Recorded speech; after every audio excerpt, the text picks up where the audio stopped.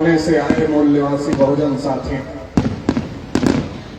हम लोग किसान के बच्चे हैं, मजदूर के बच्चे हैं और खेती किसानी में बहुत ज्यादा काम हम लोग करते रहते हैं। तो ये बारिश और धूप का हमारे ऊपर कोई असर नहीं पड़ता और जिस तरीके से आप लोग मैदान में डटे हुए हैं, तो आपका हौसला और आपका जज्बा इस बात को साबित कर रहा है कि नागपुर से जो चंद लोग बुद्धिस्टों की भूमि पर देश भर में कब्जा करे हुए हैं या करना चाहते हैं, उनको मुंहतोड़ जवाब देने के लिए हम लोग तैयार हैं। साथियों, ये जो भारत देश है, ये बुद्ध और अशोक का देश है। पूरी दुनिया में अगर आप कहीं जाओगे तो ये देश बुद्ध और अशोक के नाम से जाना और पहचाना जाता है। जो लोग आज यहां बुद्ध की विरासत को, अशोक की विरासत को छुपाने का काम कर रहे हैं, दबाने का काम कर रहे हैं, वो आरएसएस और बीजेपी के लोग जब यूरोप और अमेरिका में जाते हैं तो उन्हें भी बुद्ध और अशोक के नाम का ही सहारा लेना पड़ता है। जिनकी रात दिन वो एक गाथा गाते हैं, उनके नाम से काम नहीं चलता। लेकिन एक ऐसे दोगले चरित्र के लोग हैं, विदेश में जाते हैं तो अपनी इज्जत बढ़ाने के लिए, अपना मान सम्मान बढ़ाने के लिए बुद्ध और अशोक का नाम लेते हैं और भारत के अंदर जब रहते हैं तो इस महान विरासत को दबाने का काम करते हैं और इस महान विरासत के जो वारिस हैं उनको दबाने का काम करते हैं, उनके ऊपर अन्याय और अत्याचार करने का काम करते हैं। साथियों, आज आप लोगों ने ये साबित कर दिया है कि अब ना तो हम लोग दबने वाले हैं, ना ही हम लोग रुकने वाले हैं। अब हम लोग अपना हक अधिकार लेकर के ही रहेंगे। जो बुद्ध और अशोक की विरासत है, उसे अब कोई उस पर कब्जा नहीं कर सकता है। जो हमारी विरासत है, उसे अब लेकर रहेंगे। साथियों, हमें इस बात को समझना पड़ेगा, हमें इस बात को जानना पड़ेगा। क्योंकि मैं राष्ट्रीय पिछड़ा वर्ग मोर्चा का राष्ट्रीय अध्यक्ष हूं और आपकी जानकारी के लिए बताना चाहता हूं कि जो राष्ट्रीय पिछड़ा वर्ग मोर्चा है, ये पिछड़ा वर्ग मतलब ओबीसी और ओबीसी का राष्ट्रीय स्तर का संगठन है। ये ओबीसी का राष्ट्रीय स्तर का संगठन है। तो तमाम का साथियों को जानकारी अगर नहीं होगी तो मैं ये भी कहना चाहता हूं, ये जो बुद्ध और अशोक की विरासत है, ये ओबीसी की भी विरासत है। केवल शेड्यूल कास्ट की विरासत नहीं है, ये ओबीसी की भी विरासत है। तमाम दूसरे धर्मों में जो लोग चले गए, अलग अलग माइनॉरिटीज के लोग, ये उनकी भी विरासत है। और अगर एक लाइन में ये कहा जाए तो ये जो इस देश के असल बासिंदे हैं, जो इस देश के असल मूल्यवासी है, जिसने इस देश को बनाने का काम किया, जिसने इस देश को सृजित करने का काम किया, जो सिंधु घाटी सभ्यता को बनाने वाले लोग हैं, ये उनकी विरासत है। ये गौरवशाली विरासत हमारी विरासत है। इसलिए मैं आपसे कहने आया हूं कि अब ये लड़ाई अलग अलग रह के नहीं लड़ी जाएगी। अब ये लड़ाई अलग अलग रह के नहीं लड़ी जाएगी। अगर ये हमारी सारी विरासत है तो एससी, एसटी, ओबीसी और माइनॉरिटी जो आपस में बढ़ के भाई है, डीएनए ने साबित कर दिया भाई है, ये भाई मिल करके अपनी लड़ाई लड़ेंगे। और जो हमारी विरासत है, जो हमारी गौरवशाली विरासत है, उस विरासत पर जिन लोगों ने कब्जा किया है, वो कब्जा हटाने का काम हम लोग करेंगे। क्योंकि साथियों, जो विरासत होती है, जो विरासत होती है, वो पूंजी होती है। अगर कोई राजा का लड़का राजमहल में पैदा होता है तो राजकुमार कहा जाता है, लेकिन अगर उसी राजा का लड़का कहीं लावारिस मिलता है तो राजकुमार नहीं कहा जाता है, वो लावारिस कहा जाता है। खून तो उसके शरीर में राजा का ही होता है, लेकिन राजमहल में नहीं हुआ, इसलिए राजकुमार नहीं होता है। तो साथियों, हमें समझने की जरूरत है, हमारे लोगों को समझने की जरूरत है कि भारत विश्व गुरु किसने बनाया, भारत सोने की चिड़िया किसने बनाया। आज नागपुर के लोग कहते हैं अखंड भारत बनाएगा। अरे अखंड भारत तुम कहां बना रहे हो? तुम तो तोड़ रहे हो भारत को। नागपुर से जो सरकार चलाने वाले चंद लोग हैं, वो कहते हैं अखंड भारत बनाएंगे। आरएसएस के लोग, मोहन भागवत, तुम तो तोड़ रहे हो भारत को, बार बार तोड़ने की कोशिश कर रहे हो और कह रहे हो अखंड पुरखों ने बनाया था। जब अफगानिस्तान के आगे तक भारत था, वो सम्राट अशोक का भारत था, वो हमारा भारत था। विश्व गुरु हमारे पुरखों ने बनाया। आज 200 यूनिवर्सिटियों में भारत की एक भी यूनिवर्सिटी नहीं है। हमारे पुरखों का राज था तो भारत विश्व गुरु होता था। आज अगर आपका लड़का अमेरिका में पढ़ता है, लंदन में पढ़ता है, तो आप बहुत गर्व और गौरव के साथ कहते हैं कि हमारा एक बेटा लंदन में पढ़ता है, हमारा एक बेटा अमेरिका में पढ़ता है। वो भी एक समय था जब दुनिया के लोग इस बात पे गर्व करते थे कि वो भारत की नालंदा यूनिवर्सिटी में पढ़ते हैं। वो भी एक समय था, वो हमारा समय था, वो हमारे पुरखों का समय था, वो हमारा गौरवशाली इतिहास था। आज हम लोग अलग अलग जातियों में बटे हैं, बटे नहीं हैं, साजिश के तहत हमारे लोगों को बांटा गया। तथागत बुद्ध ने कहा था बहुजन हिताय बहुजन सुखाय, और हमारे लोग बुद्ध के साथ इकट्ठा हुए। और जब हमारे लोग बुद्ध के साथ इकट्ठा हुए थे तो केवल सामाजिक क्रांति ही नहीं हुई थी, राजनीतिक क्रांति हुई थी। और इतना बड़ा भारत, इतना विशाल भारत, इतना गौरवशाली इतिहास कायम हुआ। लेकिन पुष्यमित्र शुंग ने जब अंतिम राजा बृहद्रथ की हत्या किया, और राजा बृहद्रथ की हत्या करने के बाद पुष्यमित्र शुंग ने इस देश में जाति व्यवस्था बनाने का काम किया, और व्यवस्था को ज्यादा प्रभावी करने का काम किया।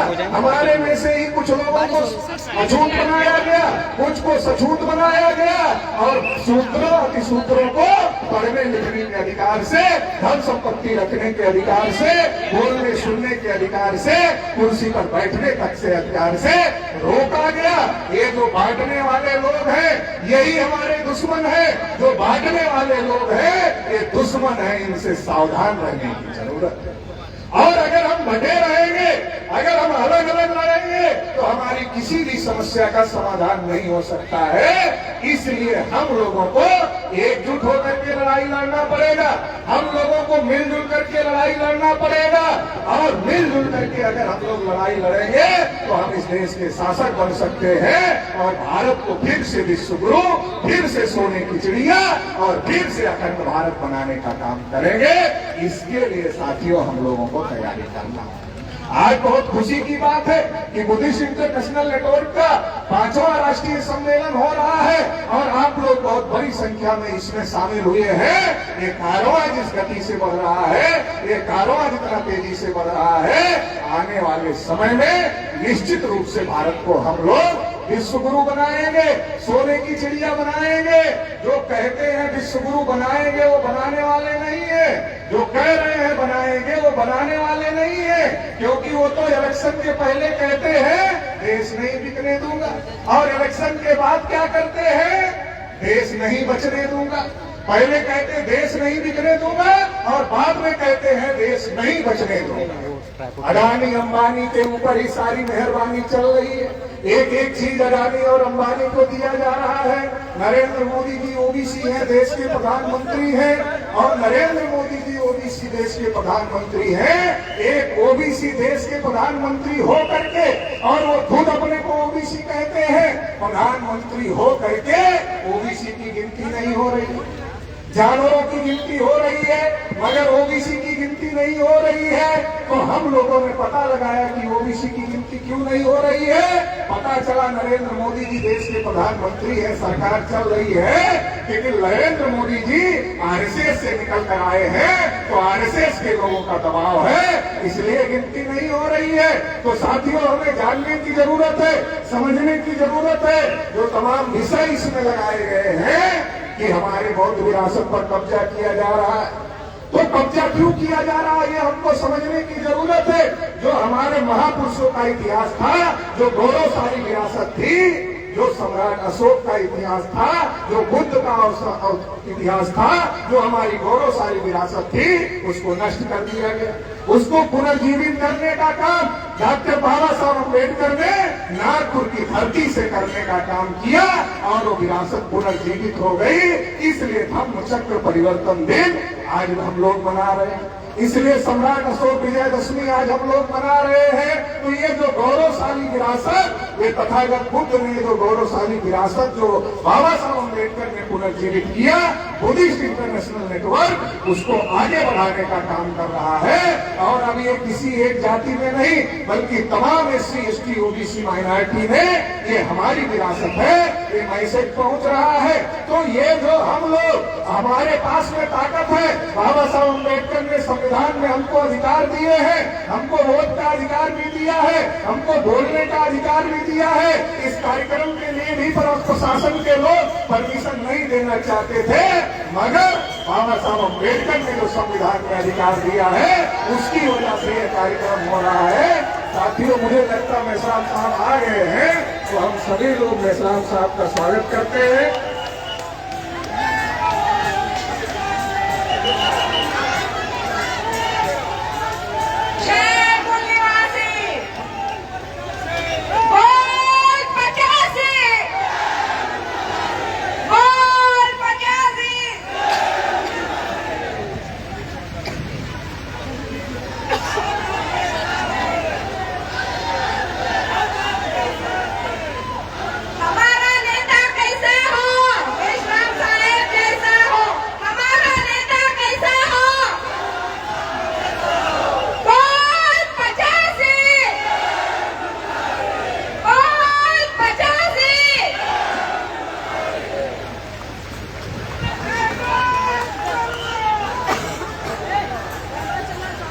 माननीय अमन मेश्राम साहब का हम लोग स्वागत करते हैं। तो साथियों, ये जो बाबा साहब डॉक्टर अम्बेडकर ने जो हम लोगों को अधिकार दिया है, उसकी वजह से ये हो रहा है।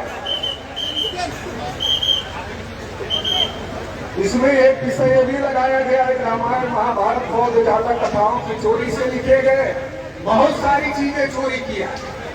संघ ही तथागत बुद्ध ने सबसे पहले बनाया, संघ भी तथागत बुद्ध ने बनाया, प्रचारक भी तथागत बुद्ध ने बनाए, और जो इनका कलर है वो भी तथागत बुद्ध का कलर है। ऐसी बहुत सारी चीजों का चोरी करने का काम किया है, क्योंकि इनकी जड़ें यहाँ नहीं है, इनकी जड़ें यहाँ नहीं है, जिनकी जड़ें यहाँ नहीं है वो यहाँ उनका कुछ भी नहीं है। इसलिए जो भी किया है वो चोरी करके ही किया हुआ है। तो इसलिए हम लोगों को समझने की जरूरत है। और आखिरी बात कहकर अपनी बात समाप्त कर देता हूँ, क्योंकि बारिश भी हो रही है, मेश्राम साहब को भी हम लोगों को सुनना है। तो आखिरी बात कहकर अपनी बात समाप्त करता हूँ कि आज हम बहुसंख्यक हैं, हमारे पास में वोट का अधिकार बाबा साहब अम्बेडकर ने दिया, हमको मौलिक अधिकार बोलने का बाबा साहब अम्बेडकर ने दिया।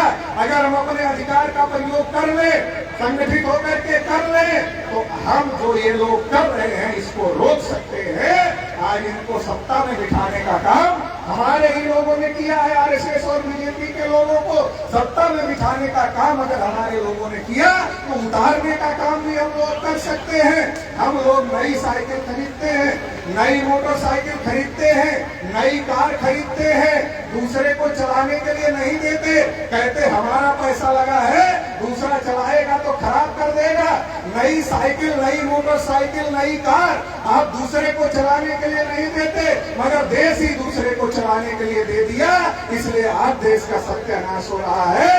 अगर देश को बचाना है, देश की गौरवशाली विरासत को बचाना है, तो बचाने के लिए तथागत बुद्ध और अशोक की गौरवशाली विरासत को अगर बचाना है, तो हमें संगठित होकर के इस लड़ाई को लड़ना होगा।